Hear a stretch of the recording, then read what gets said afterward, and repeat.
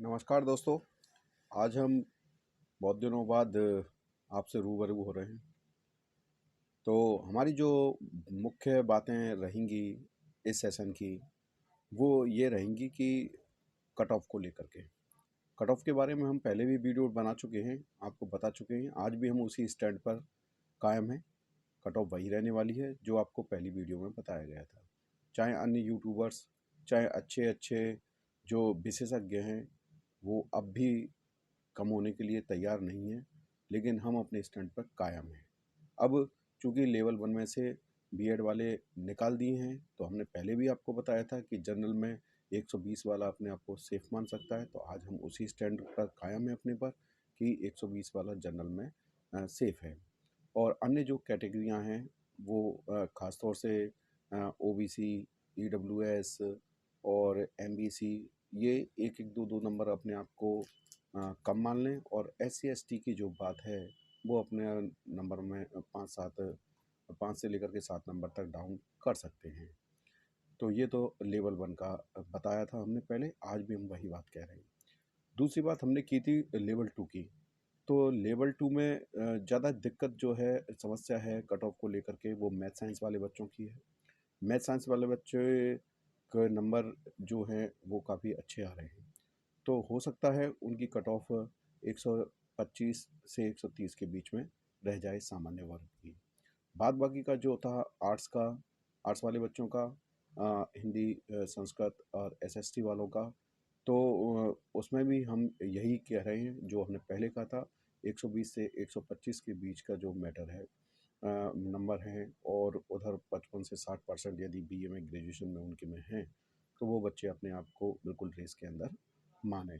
अब ये तो बात रही कट ऑफ की, इसके बारे में हम पहले अब बातचीत कर चुके हैं, इसलिए इस पर ज़्यादा दोबारा से चर्चा करना उचित नहीं है। तीसरी बात ये कि बच्चे रिवाइज आंसर की के बारे में बात कर रहे हैं। तो बेटा, रिवाइज आंसर की अगर आ भी गई तो उसमें कोई परिवर्तन होने वाला नहीं है।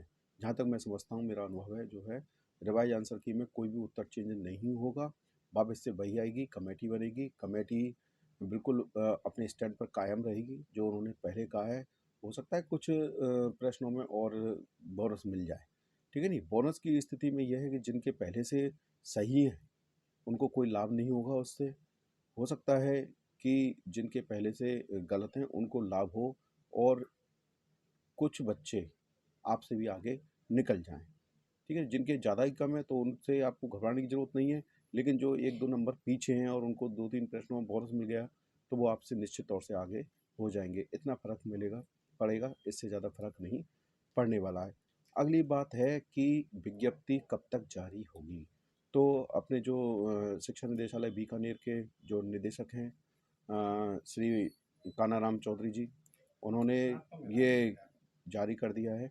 वो क्या कहते हैं, पदों के वर्गीकरण में लगे हुए हैं, लेकिन विज्ञापन इतनी जल्दी आएगा नहीं। उसका कारण ये है कि पहले जो बाहर ट्रांसफ़रों की जो लिस्ट लगी हुई है, ट्रांसफ़र के लिए आवेदन ले रखे हैं इन्होंने, तो पहले ट्रांसफ़र होंगे। जो बाहर लोग जॉब कर रहे हैं, नौकरी कर रहे हैं, वो अपने होम डिस्ट्रिक्ट्स में आएंगे, और उसके बाद ही कोई विज्ञापन जारी होगा। और दूसरी चीज़ ये है कि अभी बीएड सेकेंड ईयर वाले जो एपीयर वाले बच्चे हैं, उनके रिजल्ट अभी रुके हुए हैं। तो पहले वो रिजल्ट जारी होंगे, और उसके बाद ही कोई विज्ञापन आएगा। इसमें दो बात यही इम्पोर्टेंट है, पहला रिजल्ट का जारी होना एपीयर वाले बच्चों का, और दूसरा जो मुद्दा है वो जो ट्रांसफ़रों की जो एप्लीकेशंस इन्होंने ली हुई हैं, तो वो पहले टीचरों का तबादला होगा। उसके बाद क्या स्थिति बनती है उसके आधार पर विज्ञप्ति जारी होगी। यदि इसी बीच यदि कोरोना की तीसरी लहर आ जाती है, तो आपकी जो पोस्टिंग का मुद्दा है वो और आगे चला जाएगा। ये चीज़ थी। और रहा बात अन्य जो है पेपर रद्द का मैटर है, और क्या कहते हैं, आंसर की से संबंधित है, इनसे आपको घबराने की ज़रूरत नहीं है, कहीं कुछ होने वाला नहीं है। चौथी चीज़ ये चल रही है कि पद बढ़ाने को लेकर के। तो मैं आपको 100% गारंटी के साथ कहता हूँ कि 50,000 पद नहीं होंगे, ठीक है नहीं। ज़्यादा से ज़्यादा आपके पद, ज़्यादा से ज़्यादा यदि हम उम्मीद करें तो 38 से 40 हज़ार होने की पूरी पूरी संभावना है। 38-40 हज़ार आपके पद कर सकती है गवर्नमेंट, 50,000 कतई नहीं करेगी। इस धोखे में, इस भुलावे में बिल्कुल ना रहें कि 50,000 पद हो जाएंगे। पहली बात तो ये है कि सरकार अब भी अपने 31,000 की जो निकाली है उन्होंने वैकेंसी उसी स्टैंड पर कायम है, और बच्चों के प्रेशर को देखते हुए हो सकता है कि 40,000 तक वो चली जाए, इसके अलावा नहीं जाएगी। इसके साथ ही मैं ये कहना चाहता हूँ कि जो मैंने कट ऑफ की बात की, उसके अंदर जो बच्चे आ रहे हैं वो चाहे तो वेट कर सकते हैं, ठीक है नहीं। इससे कम जिनके अंक हैं वो उनके लिए तो यही है कि वो दोबारा से प्रयास करें, या फर्स्ट ग्रेड की तरफ या सेकंड ग्रेड की तरफ मूव कर जाएं। वो अपना समय यहाँ पर ख़राब नहीं करें, क्योंकि यहाँ पर कुछ ज़्यादा बचा नहीं है। यदि 31,000 ही पोस्ट रहती हैं तो, यदि 40,000 होती हैं तो थोड़ा सा और डाउन हो जाएगी। तो मैंने अपने बच्चों को हमेशा यही कहा है कि भोजन हो, चाहे भजन हो, चाहे पठन हो, वो बिल्कुल शांत और एकांत वातावरण में हमें करना चाहिए। इसी प्रकार से मेहनत भी इतनी खामोशी से हमें करनी चाहिए कि हमारी जो कामयाबी है वो शोर मचा दे, क्योंकि कामयाब लोगों को ही दुनिया देखती है, और चढ़ते सूरज को ही दुनिया सलाम करती है, अस्त होते हुए सूरज को सलाम नहीं किया जाता है। और जिनमें कि कोई हमारा साथ दे रहा है या नहीं दे रहा है, इस बात से कोई भी हम पे फ़र्क नहीं पड़ना चाहिए, क्योंकि जिनमें अकेले चलने का हौसला होता है, धीरे-धीरे एक दिन उन्हीं के पीछे ही क्या है कि काफ़िला भी होता है। कामयाब लोग जो होते हैं, वो अपने फ़ैसले से दुनिया को बदल देते हैं, और जबकि जो नाकामयाब लोग होते हैं, वो दुनिया के डर से अपने फ़ैसलों को बदल देते हैं। जिससे ये मेरी बात 100% ध्यान रखना कि जिससे किसी को कोई उम्मीद नहीं होती है, अक्सर वही लोग क्या है कमाल करते हैं, अपने जीवन में धमाल करते हैं। जीत और हार का जहाँ तक प्रश्न है, तो जीत और हार केवल और केवल व्यक्ति की सोच पर निर्भर करती है। मान लो तो हार होगी, यदि ठान लो तो आपकी जीत होगी।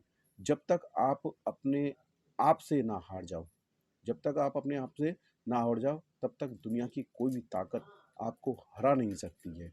अगर तुम सूरज की तरह चमकना चाहते हो, तो तुम्हें सूरज की तरह जलना भी सीखना पड़ेगा, या जलना भी सीखना होगा, अपने आप को तपाना पड़ेगा, जब जाकर के जीवन में आप कुछ भी कर पाओगे। सपनों को पाने के लिए समझदार नहीं, पागलपन होना चाहिए। पागलों की तरह, जैसे पागल किसी काम के पीछे पड़ जाते हैं ना, इसी तरह से हमें अपनी पढ़ाई की तरह, अपने उद्देश्य की तरफ, अपने लक्ष्य की तरफ पागलों की तरह हमें प्रयास करना पड़ेगा। किसने सोचा था आज से कि तरंगों के माध्यम से बात हो सकती है? उस ज़माने में जब ये लोग कहते होंगे कि तरंगों के माध्यम से बात हो सकती हैं, तो सब लोगों ने इनकी हँसी उड़ाई होगी, इनको पागल समझा होगा, लेकिन तरंगों के माध्यम से आज बात हो रही है। आज मोबाइल का आविष्कार हुआ। किसने सोचा होगा कि जब रदरफोर्ड ने कहा होगा कि रॉबर्ट बंधु ने, सॉरी, रॉबर्ट बंधु ने कहा होगा कि मैं लोहे के सामान को हवा में उड़ा सकता हूँ। सब हँसे होंगे उस पर, सब उसकी बेवकूफ़ी पर मज़ाक बनाया होगा, उसको पागल समझा होगा कि ऐसा हो सकता है कि लोहे का सामान आकाश में उड़ सके, आसमान उड़ सके। लेकिन उसने अपनी ठानी, जिद को ठाना। उसने पागलों की तरह उस पर काम किया। 1 दिन का नहीं, 2 दिन का नहीं, बरसों की उसने तपस्या लगा दी, और आज हवाई जहाज़ का आविष्कार हमारे सामने है। ठीक है नहीं? तो अब दुनिया की परवाह नहीं करिए। हमें क्या कहते हैं, पागल होना पड़ेगा अपने सपनों के पीछे। कोई भी जो लक्ष्य है, वो इंसान के साहस से बड़ा नहीं होता है। कोई भी लक्ष्य अपने इंसान के साहस से बड़ा नहीं होता है, और हारा वही है जो कभी लड़ा नहीं होता है। हम बाहर की चुनौतियों से नहीं हारते हैं, हम अपने अंदर की जो कमज़ोरियाँ होती हैं, अंदर हमारे जो डर छिपा हुआ होता है, हम उससे ही हार जाते हैं। जिस तरह से बिना पतझड़ के पेड़ पर नए पत्ते नहीं आ सकते हैं, उसी प्रकार कठिनाई और संघर्ष के बिना भी अच्छे दिन नहीं आ सकते हैं। वक्त चाहे तू कितना भी परेशान कर ले मुझे, आपकी भावना यही होनी चाहिए। वक्त चाहे कितना भी परेशान कर ले तू मुझे, लेकिन एक दिन ऐसा भी आएगा जब मैं तुझे बदल कर रख दूंगा। आप यदि उस कठिन दौर में मुस्कुरा सकते हैं, जब क्या कहते हैं, आप भीतर से टूट चुके हों, आपके भीतर के अंदर का जो जज्बा है वो समाप्त हो गया हो, एकदम ख़त्म हो गया हो, और उस समय यदि आप मुस्कुराते हो, तो ये मान लीजिए कि आपको संसार की कोई भी ताकत तोड़ नहीं सकती है। एक मात्र इच्छा करने से कुछ भी नहीं होता है कि हमारी इच्छा है कि हम पंख लगा के उड़ें, तो क्या बनना है इच्छा का? हैं? हम चाहें कि आईएएस बन जाएँ, तो क्या बनना है उस इच्छा का? इच्छा नहीं, निश्चय करिए, दृढ़ निश्चय करिए, उससे ही आप अपने आप को बदल पाओगे, अपने लक्ष्य को प्राप्त। कई बार आदमी क्या है कि निराश हो जाता है, उसे कोई भी रास्ता नहीं सुझाई देता है। तो मेरा उन बच्चों से केवल यही कहना है कि जहाँ तक आपको रास्ता दिख रहा है, वहाँ तक तो चलिए।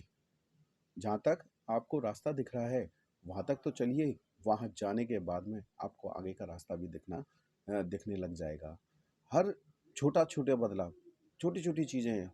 एक ये नहीं है कि आप एक ही साथ में सारा मैटर खरीद लाए और उसको पढ़ लें, नहीं, गलत तरीका है ये। छोटी-छोटी चीज़ें याद करिए, अपने छोटी से बड़ी के देखिए अपने शिक्षण सिद्धांत है ये तो सरल से कठिन की ओर चलना चाहिए, कम से ज़्यादा की ओर चलना चाहिए। तो छोटे से छोटे जो बदलाव होते हैं, वो हमेशा ही बड़ी कामयाबी का शुरुआत होती है या बड़ी कामयाबी की ओर जाते हैं। इंसान जो है सफल जब होता है, जब वह दुनिया को नहीं, स्वयं को बदलने लगता है। तो स्वयं को बदलिए, स्वयं से शुरुआत कीजिए। विचारों को पढ़ कर के कहीं कोई बदलाव नहीं आता है। बदलाव आता है उन विचारों पर चल कर के। ज़िंदगी में हमेशा पछतावा करना छोड़ दीजिए। ज़िंदगी में क्या है, पछतावा करना छोड़ दीजिए। कुछ ऐसा करो कि तुम्हें जिन्होंने छोड़ दिया है, वो पछताएँ। ज़िंदगी की रेस में जो लोग दौड़कर आपको हरा नहीं सकते, दौड़ करके जो लोग हरा नहीं सकते हैं, ये याद रखिए, वो लोग आपको तोड़ करके हराने की कोशिश करते हैं। जिस इंसान ने कभी कोई ज़िंदगी में गलती नहीं की है, उसने अपनी ज़िंदगी में कभी कुछ नया करने की कोशिश भी नहीं की है। गलती करने में बुराई नहीं है, गलती करने में कोई बुराई नहीं है, लेकिन एक ही गलती को बार-बार करने में बहुत बड़ी बुराई है, या एक ही गलती को बार-बार करना बहुत बुरा होता है। अच्छा दिखने के लिए नहीं, अच्छा बनने के लिए प्रयास कीजिए या अच्छा बनने के लिए जिए। इज़्ज़त और जो तारीफ़ होती है, वो माँगी नहीं जाती है, वो कमाई जाती है। सपने वो नहीं जो हम नींद में देखते हैं, सपने वो होते हैं जो हमारी नींद को उड़ा देते हैं। अगर ज़िंदगी को समझना है तो पीछे की तरफ देखिए, यानी कि अपने अतीत की तरफ देखिए, और ज़िंदगी को जीना है तो आगे की तरफ देखिए। तो मैं आपसे यही कहना चाहता हूँ, ये जो मैंने बातें आपसे कही हैं, इनको ज़िंदगी में अपनाइए, इनसे प्रयास कीजिए, इनसे सीख लीजिए। ये भी किन्हीं लोगों ने तो कही हैं, इनको अपने व्यवहार में उतारिए, और जो बीत चुका है उस पर पछताने की आवश्यकता नहीं है। आगे की तरफ देखिए, आगे बढ़िए, अपने जज़्बे को समेटिए, अपना जो आत्मविश्वास टूटा और बिखरा पड़ा है, उसको वापस खड़ा कीजिए और दिखा दीजिए दुनिया को कि आपसे बेहतर ना कल कोई था, ना आज है, ना भविष्य में कहीं होगा। जय हिंद, जय भारत, नमस्कार।